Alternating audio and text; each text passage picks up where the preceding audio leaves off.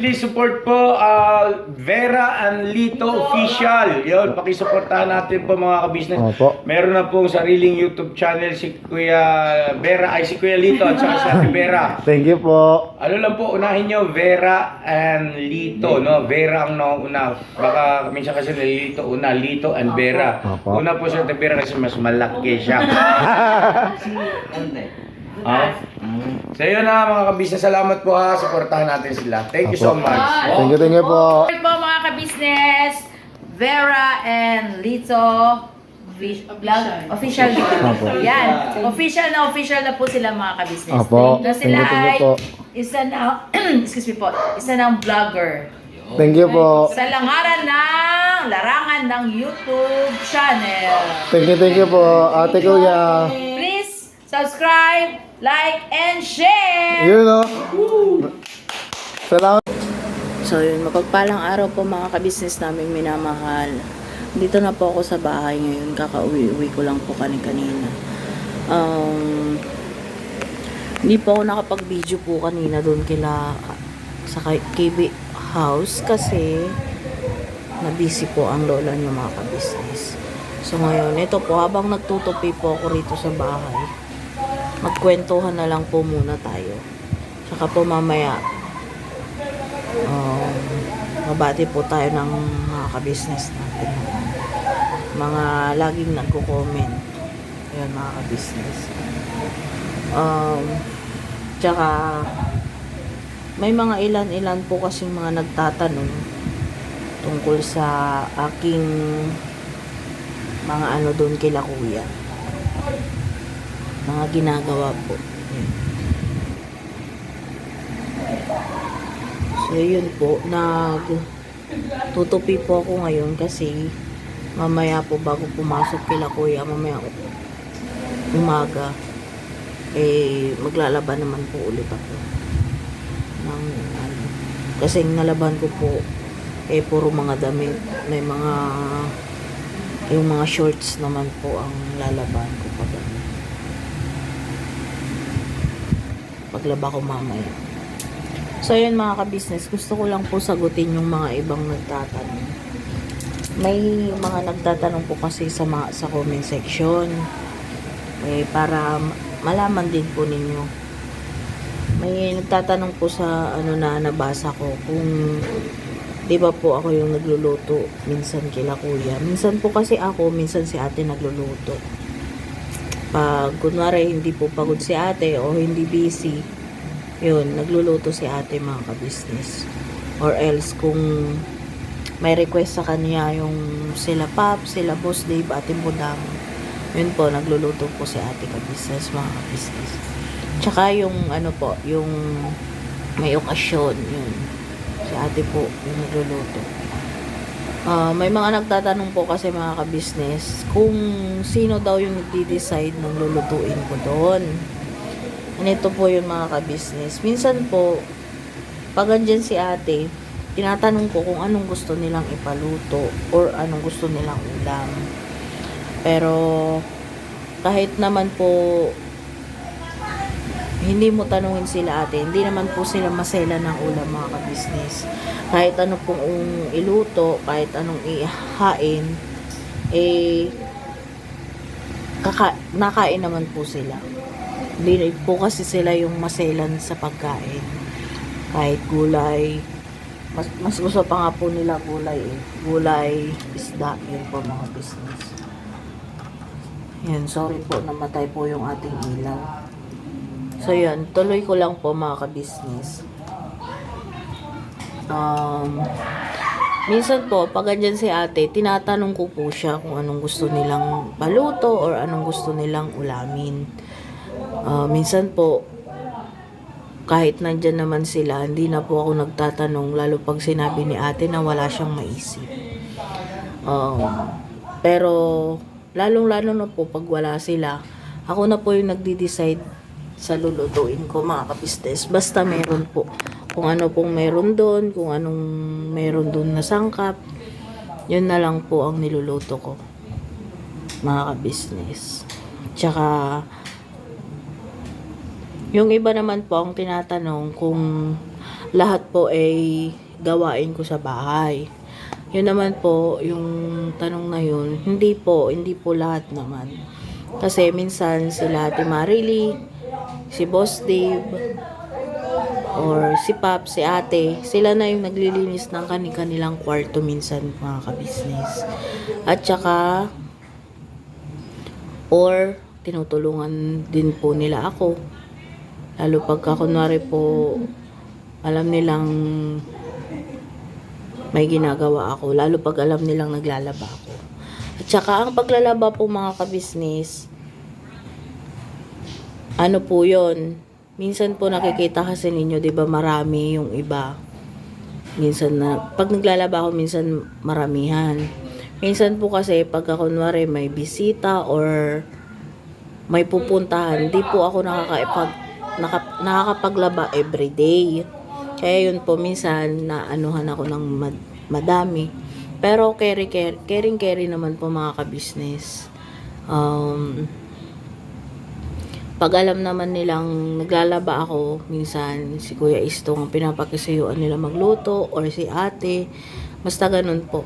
Pero more on pag naglaba po kasi ako, tinatapos ko po muna yung pagliligpit ko sa loob, pagluluto.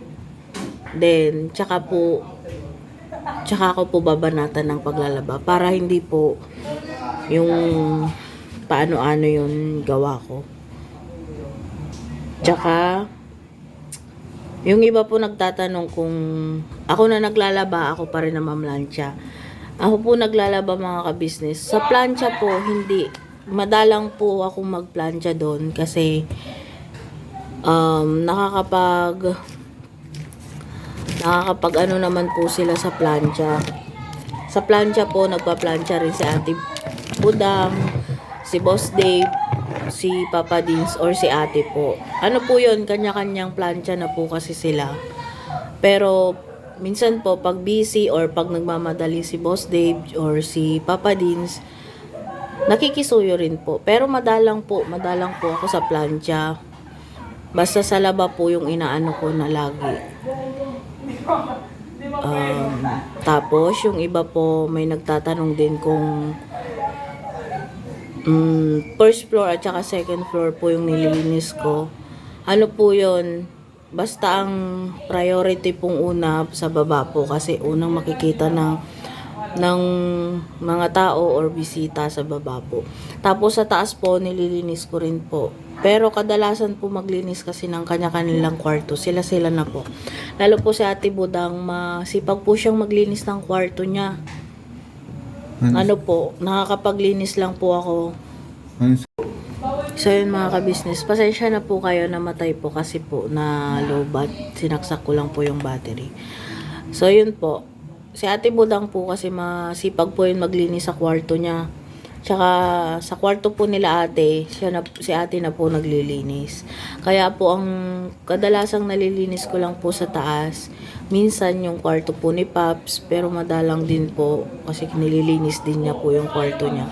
Tsaka doon na lang po sa may hallway ng second floor. Yun po. Tsaka ano pa ba yung mga tanong nila?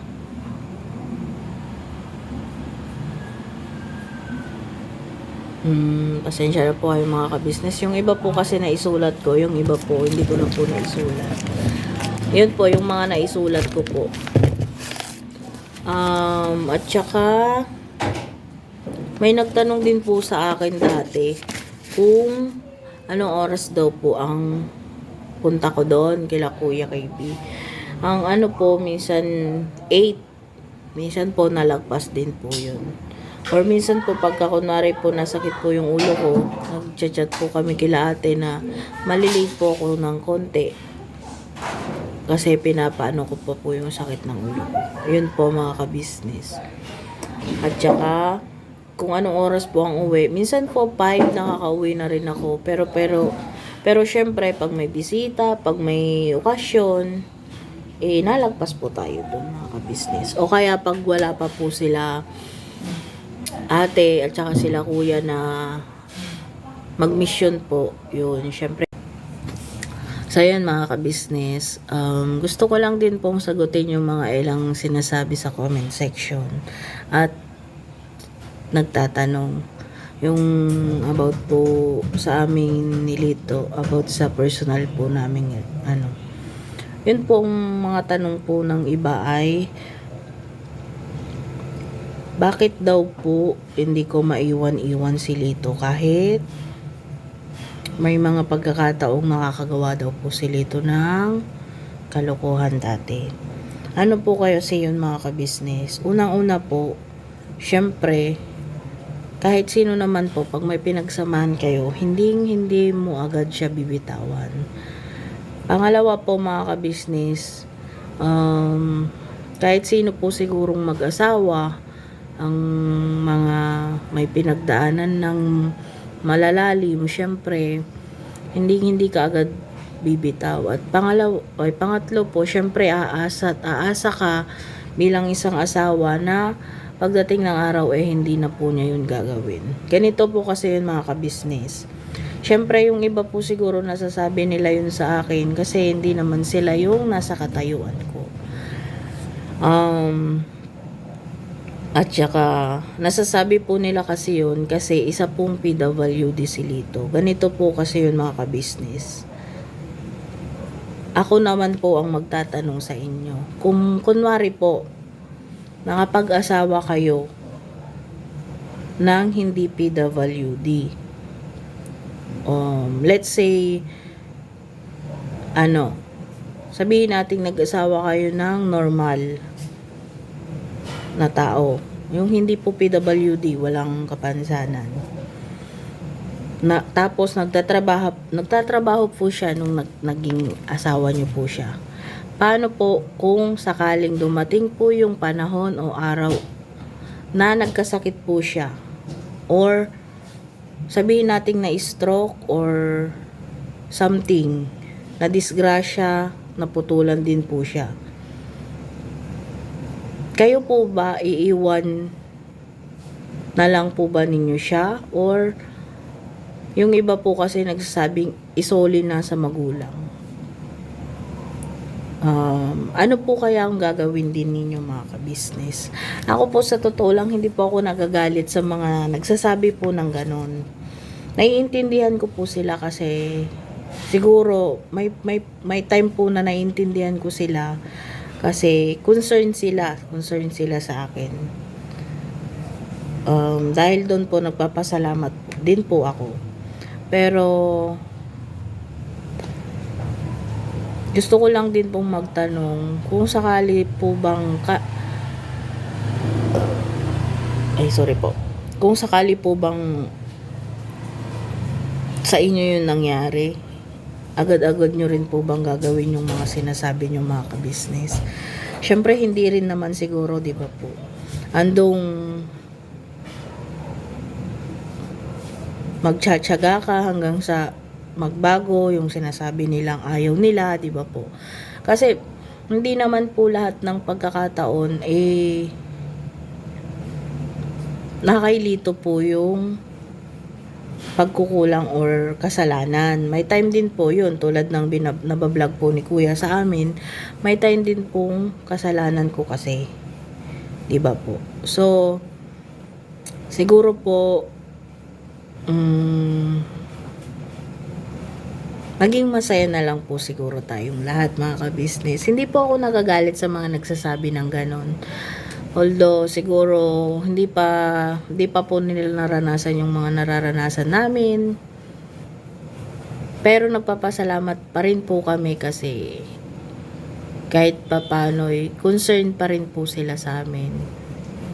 Tsaka syempre po, nanonood at nakasuporta po sila sa Ka-Business Family, Ka-Business Official po, tsaka syempre kay Papa Dins. So yun po, yung mga tanong lang ng iba na gusto ko lang din pong bigyan ng konting kasagutan.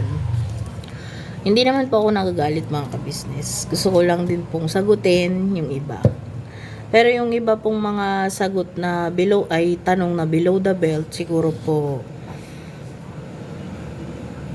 mas maigi pong wag ko na lang sagutin mga ka-business.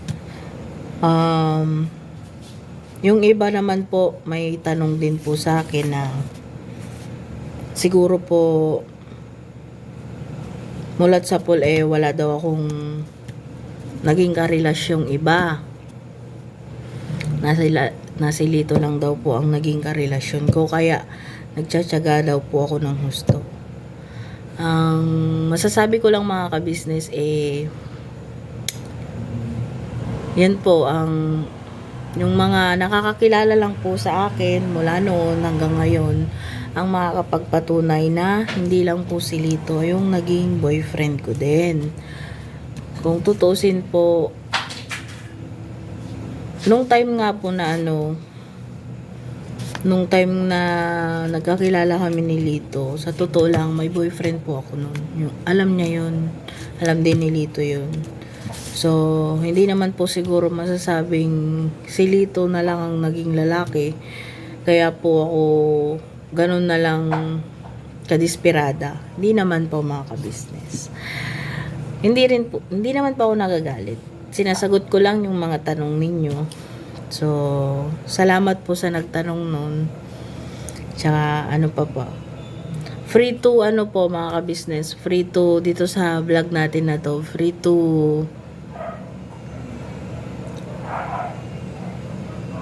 break po kayo magtanong. Sa mga susunod po na araw ay sasagutin ko po ulit. Ano pa po ba? Ang magiging natin.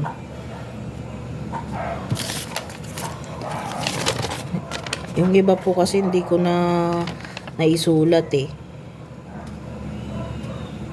Ayun pala, meron pa pong isa. Kung sakali daw po bang maghihiwalay kami ni Lito, ano yun? Tanong niya. Kung sakali daw na maghihiwalay kami ni Lito, maghahanap daw po ba ulit ako ng may kapansanan? Ganito po yun mga ka-business. Sa totoo lang po, ang hiwalay hindi po imbalido sa ating Panginoon yun. Once po na kasal na kayo. Kasi nga po ang nasa Biblia hindi po mapaghihiwalay ng tao ang pinagsama na niya. Ibig sabihin yung kasal na po, hindi na po mapaghihiwalay ng kapwa-tao natin.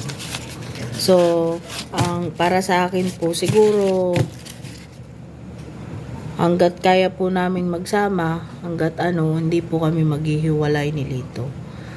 At hindi po kami magpapaapekto at hindi kami makikinig sa mga sabi-sabi lang ng kapwa natin tao, mga ka-business.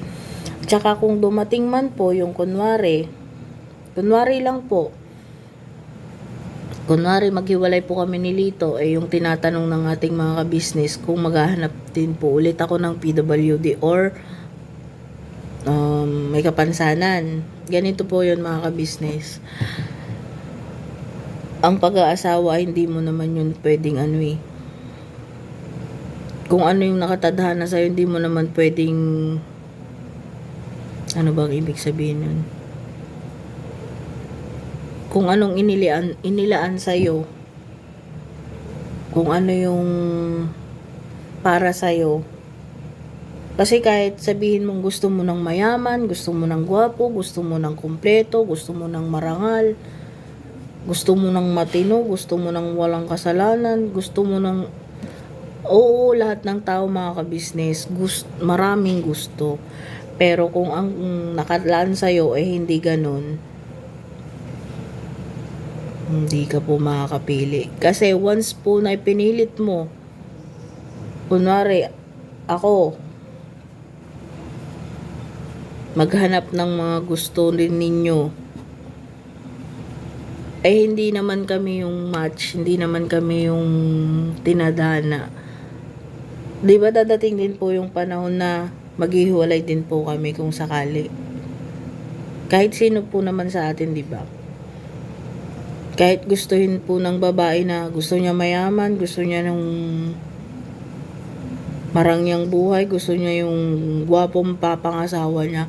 Oo, kung pipilitin mo mga ka-business, kung pipilitin mo, mangyayari at mangyayari yon. Pero, ang tanong,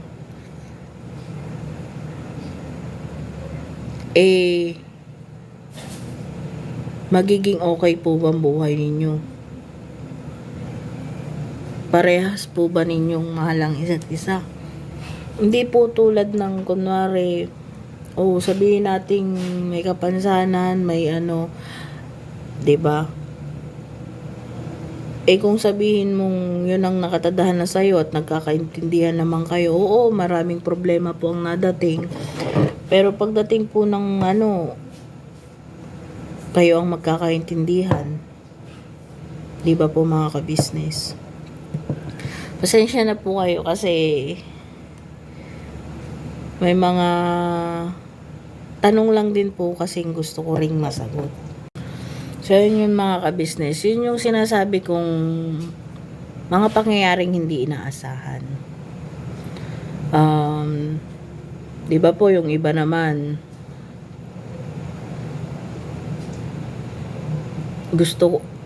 lahat naman tayo may mga pangarap mga ka-business. Di ba kahit anong pag-abot natin, kahit anong gawin natin, may mga pagkakataong hindi naman napapasa atin, di ba po mga ka-business? Kasi nga, hindi po yun yung katadhana para sa atin. Kaya, sana po sa mga nagdidikta or nagsasabi ng kung ano-ano tungkol sa amin ni Lito, hindi po kasi tayo makakapagsabi nun eh. Hindi rin po tayo ang makakakula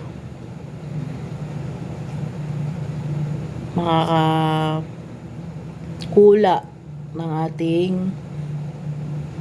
ng mangyayari sa buhay po natin mga ka-business. Yung iba nga kahit gustong mag-abroad, ang daming nagiging rason mga ka-business, diba, para hindi sila matuloy. Yun lang po. Yung iba gustong makapag-aral ng ganun course.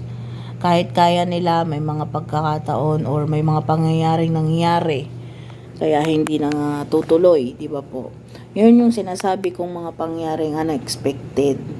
So sa mga ka-business po sana natin na grabe yung mga sinasabi minsan na although hindi ko pinapatulan, hindi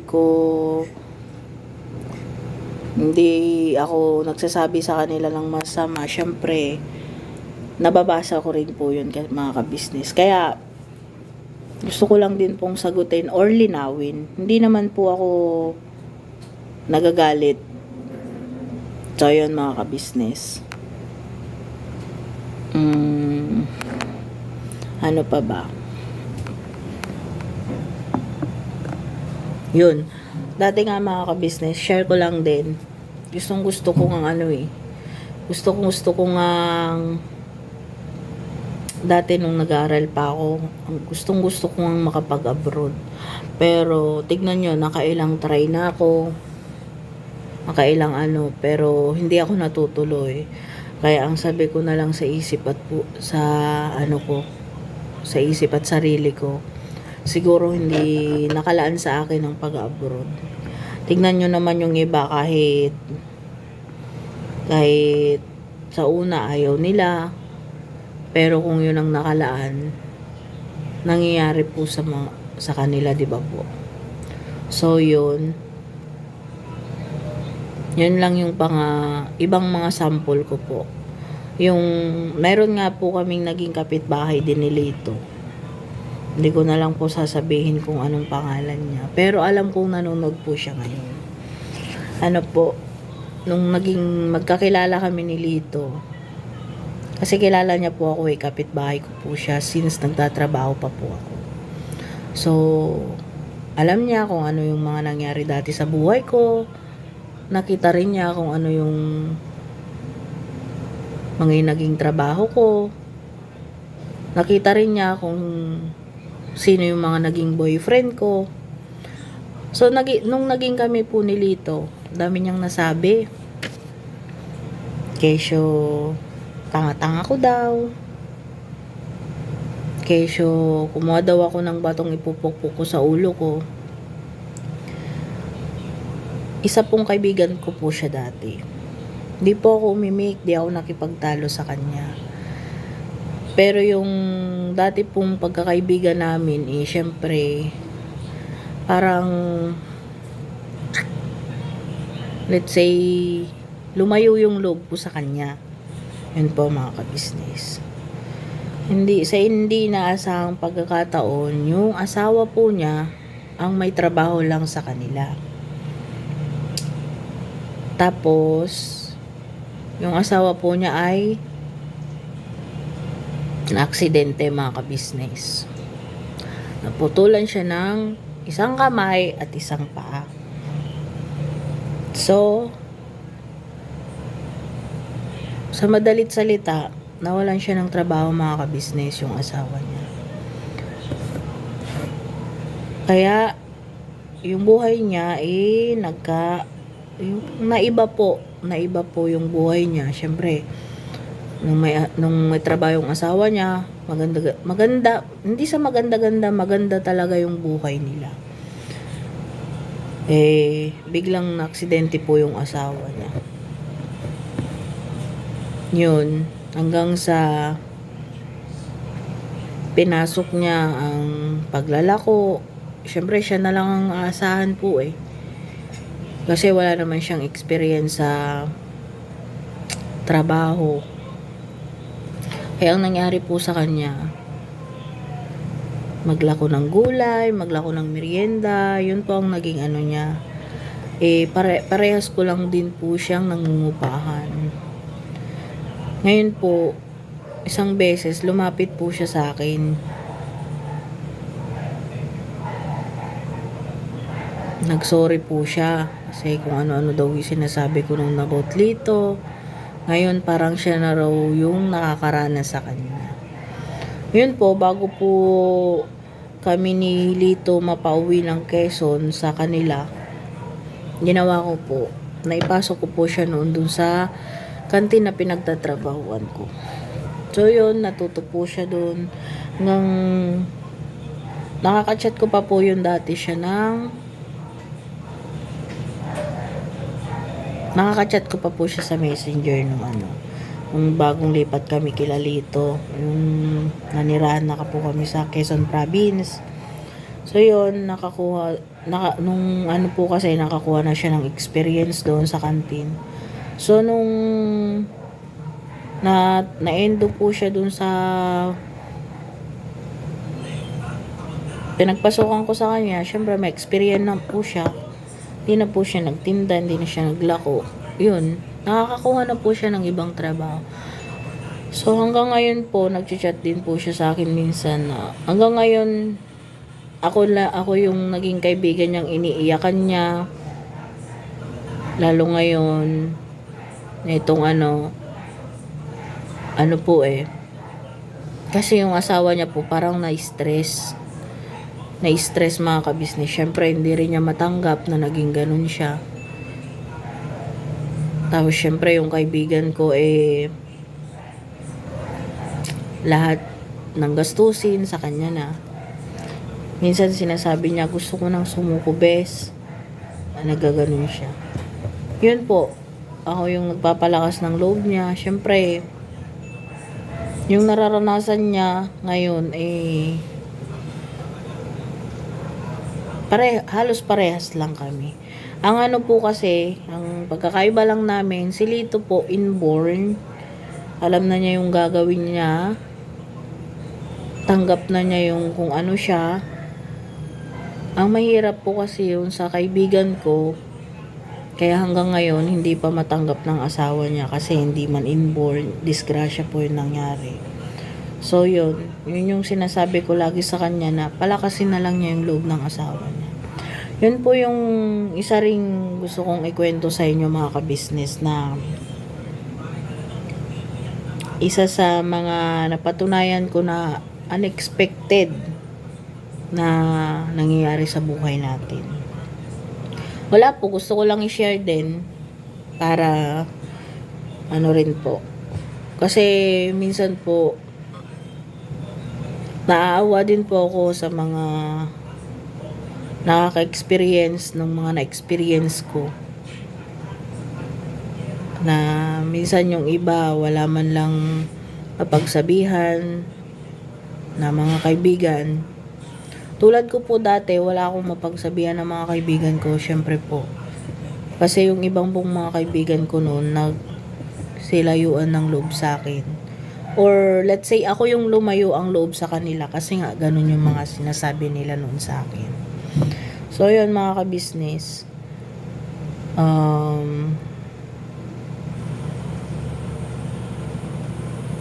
Minsan po kasi may mga pagkakataong hindi natin maintindihan yung mga nangyayari sa buhay ng may buhay ng iba, na nakakapagsalita po tayo ng madali, nakakapagsalita po tayo mga ka-business ng ganun-ganun na lang kasi hindi naman sa atin nangyayari yung nangyayari sa kanila. So yun mga ka-business, ang masasabi ko lang, sana minsan unawain nyo rin po yung kalagayan or nangyayari sa ibang tao bago tayo magsalita. So yun. Pero papasalamat pa rin po ako sa mga nagko-comment din ng ganun. Kasi po since noon pang nag-umpisa kaming i-vlog nila kuya, napapanood na po nila yung naging buhay namin sa ka-business family. Maraming salamat pa rin po dahil nandyan po kayong sumuporta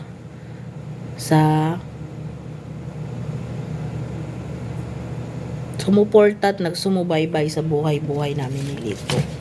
So yun mga ka-business, hanggang doon na lang po muna siguro yung chikahan natin. Gusto ko lang pong mag-shoutout ng ilang mga masusugid nating manonood sa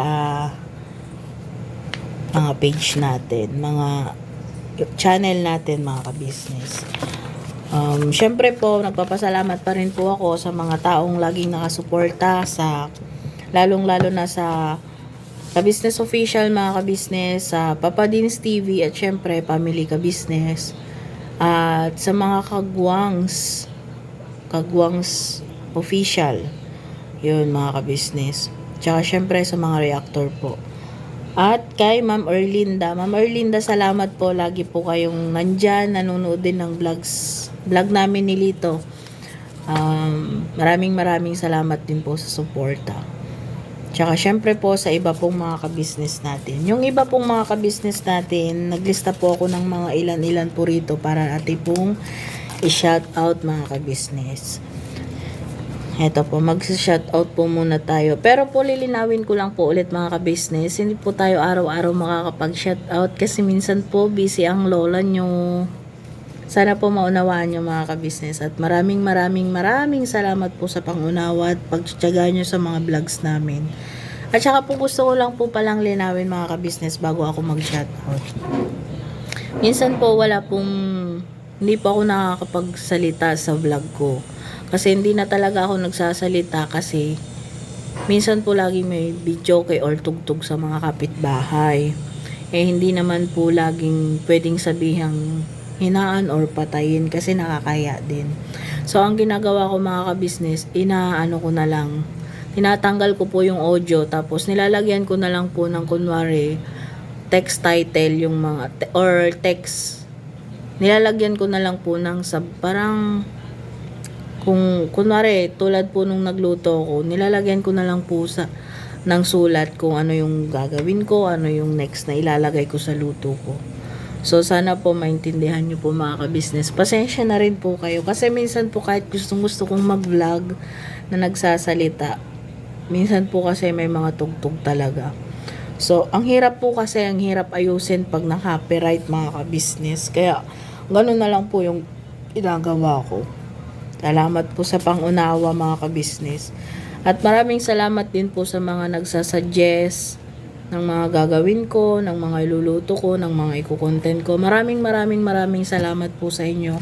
Lahat po yun tinatandaan ko po, yung iba nililista ko po. Para po kahit papano, hindi ko man po magawa agad. Sa mga susunod po na mga vlog po magawa po natin mga ka-business.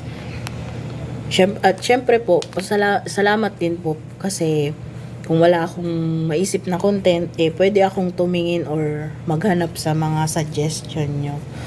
So, yun mga ka-business. So, yun mga ka-business, gusto ko lang i-shoutout si Mami Nora. Shoutout Mami Nora. Si JCP 5614.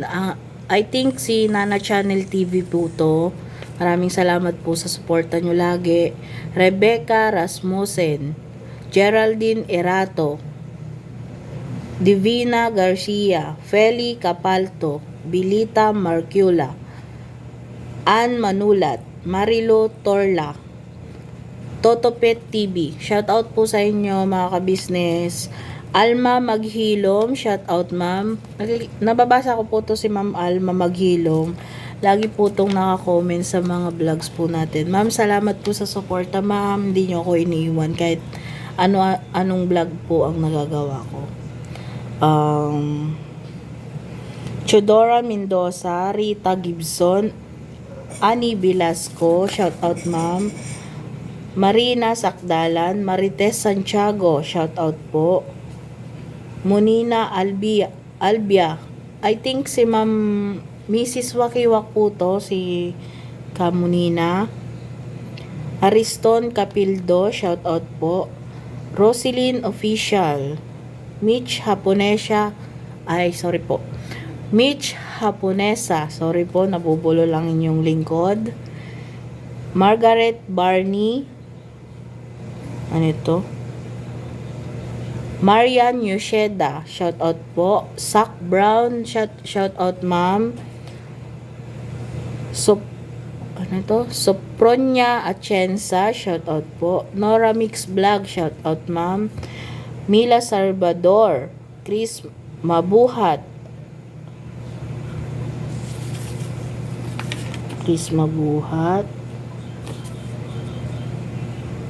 Alma Lumakad, Neri Impis, shout out po. G. Will ng England, shout out po. Helen Borja, Cherry Ann, Maria Divina Samolde, Priscilla Bison, Edna Valera, Simply Lady Vlog, shout out po.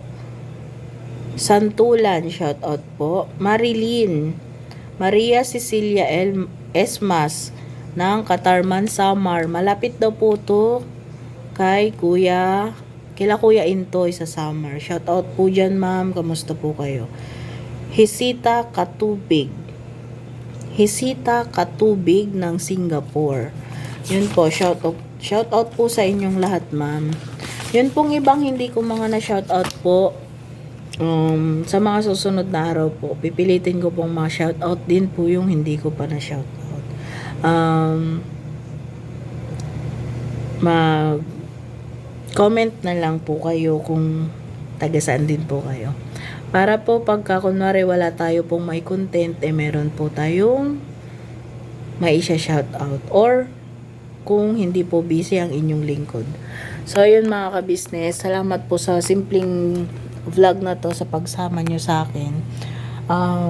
Salamat po. Sana maintindihan nyo po ako. Maintindihan nyo po yung mga pinagsasabi ko. So, yun. Hindi pa naman po ako bihasa lagi sa pagsagot sa mga tanong ng iba mga ka-business. Tsaka maraming salamat din po sa mga makakaunawa po. Maraming salamat din po lagi sa mga sumusuporta po na ng kahit ano pong ipa-vlog namin. So yun mga ka-business, sana po hindi po kayo magsawang manood po sa channel namin. Siyempre po, wag nyo pong pabayaan at wag nyong palagpasin ang mga vlog ng ka-business official po. Para po mas marami pa po silang matulungan na kababayan natin mga ka-business.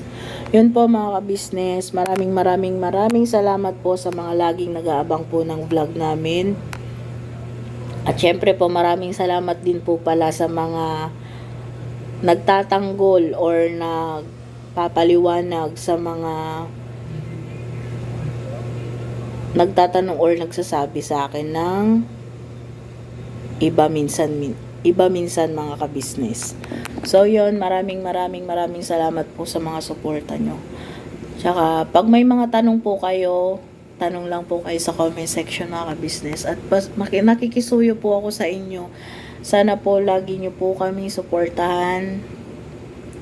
Lahat mga ka-business. Siyempre unahin po natin lagi ang ka-business official, Papa Dins TV.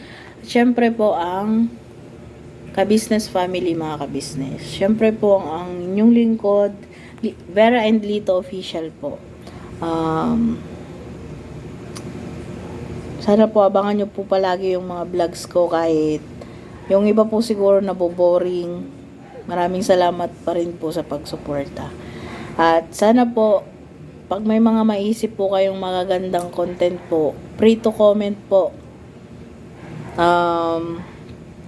Malaking karangalan po yung mga nagsasuggest po kayo sa akin. Siyempre, malaking karangalan din po sa akin yung mga suporta po ninyo sa akin lagi. So, yun po mga ka-business, hanggang dito na lang po muna tong vlog na to. Maraming salamat po sa pagsama sa akin. So, never say goodbye po mga ka-business. Tomorrow is another day. Birabanat lang mga ka-business.